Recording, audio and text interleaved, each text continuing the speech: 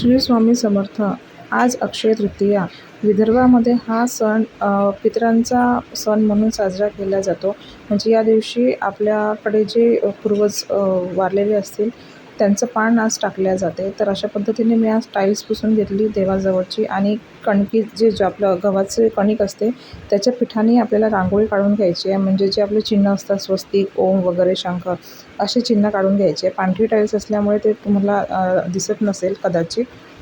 तर इथे मातीचं भांडं आज विकत घ्यायचं असते. तर मातीचे भांडे मी विकत घेतलेलं आहे.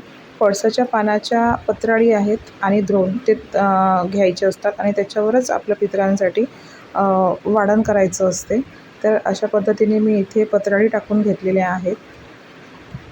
प्रत्येक ठिकाणी वेगळ्या वेगळ्या पद्धतीने अक्षय तृतीया साजरा केली जाते, पण आमच्या विदर्भामध्ये हा पितरांचा सण म्हणून साजरा केला जातो. अमावस्यापासून 3 दिवस हा सण केला जातो. त्याला अखजी असं म्हटलं जाते. जे मातीचं जे मडकं आहे किंवा कळशी आहे त्याला चंदनाची बोटं लावून घेतलेली आहेत आणि वरती जे छोटासा गडवा ठेवलेला आहे त्याला हळद कुंकू लावून घेतलेला आहे आणि 5 धागे गुंडाळून घेतलेले आहे.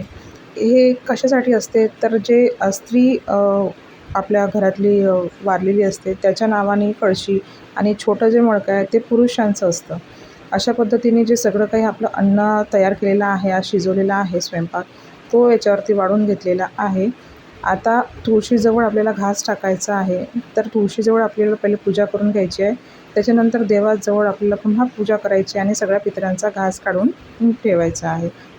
धन्यवाद.